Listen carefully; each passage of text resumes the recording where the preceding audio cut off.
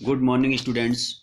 आज हम स्नैपशॉट के चैप्टर 2 द एड्रेस चैप्टर का लॉन्ग आंसर टाइप क्वेश्चन देखेंगे। देखिए, answer 1 out of 2 question up to 100 words, यानी कि आपको जो है 2 क्वेश्चन दिए जाएंगे, उनमें से आपको एक करना है। तो पहला वाला क्वेश्चन है, देखिए, द एड्रेस, जो हमारी स्टोरी है स्नैपशॉट में लिखा है, the address is divided into pre war and post war times. Pre माने पहले और पोस्ट माने बाद में, ये दोनों अपोजिट वर्ड हैं। तो देखिए, द एड्रेस, जो स्टोरी है एड्रेस नाम की स्टोरी, इसलिए इसको सिंगल इन्वर्टेड कॉमा में क्लोज किया गया है। Is divided into pre war and post war times, तो 2 भागों में इसको डिवाइड किया गया है, एक तो युद्ध से पहले और युद्ध के बाद के समय में। What hardship do you think the girl underwent मतलब गुजरी होगी, अंडर गो माने गुजरना होता है और अंडरवेंट माने गुजरी। तो what hardship do you think, आप क्या सोचते हैं कि किन कठिनाई से, हार्डशिप मीन्स कठिनाई या मुश्किलें, do you think the girl underwent during these times, तो इन दिनों के दौरान जो गर्ल है वो किन मुश्किलों से गुजरी होगी, ऐसा पूछा जा रहा है।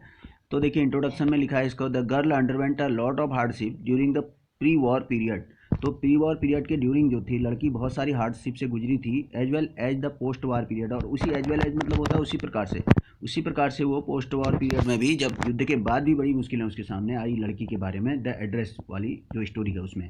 अब फिर नेक्स्ट हेडिंग देखिए, for her hardship during the pre war period. तो प्री वॉर पीरियड में क्या उसकी हार्डशिप थी, क्या मुश्किलें थी युद्ध से पहले। तो mister Dorling was only an acquaintance मतलब होता है परिचित होना। तो प्री वॉर पीरियड यानी कि युद्ध से पहले उनका क्या था, जो मिसेज डोर्लिंग थी उनकी एकमात्र परिचित थी, एकमात्र एक्विंटेंस थी, यानी कि एकमात्र परिचित थी। She was neither a close relation nor a distant one, वो ना ही उनकी कोई क्लोज रिलेशन में थी और ना ही दूर की रिश्ते में थी। तो शी वॉज वेरी ग्रीडी, और जो मिसेज डोर्लिंग थी वो बहुत ही ग्रीडी थी, लालची थी, एंड कनिंग और बहुत चतुर थी। कनिंग मीन्स चालाक। एवरी टाइम सी विजिटेड मिसेज एस, और मिसेज एस कौन है, जो इसमें हमारी जो एक गर्ल है उसकी माँ का नाम है मिसेज एस, तो उसको मिसेज एस कहा गया है। तो एवरी टाइम सी विजिटेड मिसेज एस, सी माने वह कौन, मिसेज डोर्लिंग के लिए कहा गया है कि हमेशा वह मिसेज एस से मिलने के लिए आती थी। She used to take a number of things while living them, और यूज्ड टू टेक मतलब यूज्ड टू का मतलब है अक्सर ऐसा किया करती थी। क्या किया करती थी, take a number of things, बहुत सारी चीज़ें, नंबर ऑफ का मतलब होता है बहुत सारी, थिंग्स मतलब वस्तुएं, विथ लिविंग दैम, उनको जब छोड़ती थी, उनसे अलविदा होती थी तो बहुत सारी उनकी चीज़ें ले जाती थी, क्योंकि जो मिसेज एस थी वो उसको दे दिया करती थी, क्योंकि वो सोचती थी कि वॉर में हमारा सारा कुछ छिन जाएगा तो मैं इसके पास दे देती हूँ ताकि हमारा सामान ये ले जाए या इसके काम आए, या बाद में हम ले लेंगे जब वॉर के बाद में, युद्ध के बाद में। तो सी कैरीड अवे द सूटकेस और बैग्स, कैरीड अवे वो अपने साथ लेगी सूटकेस और बैग से ले जाती थी या बैग ले जाती थी। The girl was shocked to see this, और लड़की को बड़ा झटका लगता था उस चीज़ को देखकर। This broad daylight robbery, broad daylight robbery का यहाँ पर कहने का मतलब है कि ये फ्रेज है एक प्रकार से कि दिन दहाड़े डकैती डालना है, यानी कि जबर ले जाती थी, वो ज़बरदस्ती तो नहीं ले जाती थी, दिया जाता था गर्ल की माँ के द्वारा उसको, लेकिन फिर भी उसको लगता था कि दिन दहाड़े जो हमसे लूट रही है ऐसे। तो even her mother Mrs S reproved her for her feelings. Reproved का मतलब मैंने लिखा है, देखिए, डांटना यहाँ, लेकिन इसकी जो माँ थी लड़की की, इसके लिए लड़की को डांटती थी मिसेज एस जो थी।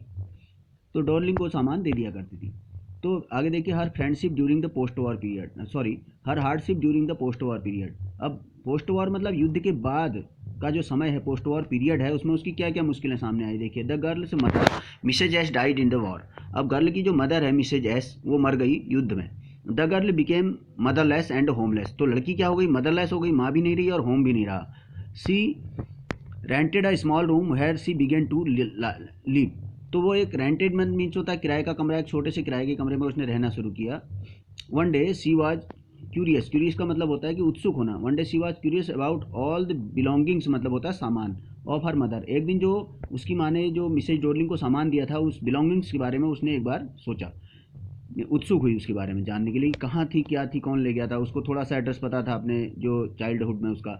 सी wanted to see them touch and remember, वह उनको देखना चाहती थी, टच करना चाहती थी, याद करती थी। तो सी वेंटेड टू 46 मार्कोनी स्ट्रीट, तो कहाँ जाती, जो उसने एड्रेस सुना था उस महिला का, मिसेज डोर्लिंग का, उसके पास जाती 46 मार्कोनी स्ट्रीट में। सी रैंग द बेल, और घंटी बजाती है।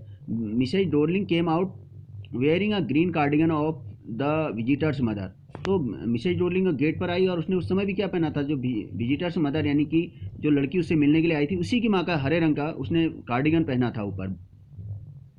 But she disappointed the girl and did not let her in. Let her in मतलब अंदर आने देना, और डिसअपॉइंटेड मतलब निराश करना। तो उसने क्या किया, but she disappointed the girl, उसने लड़की को निराश कर दिया, and did not let her in, और अंदर नहीं आने दिया।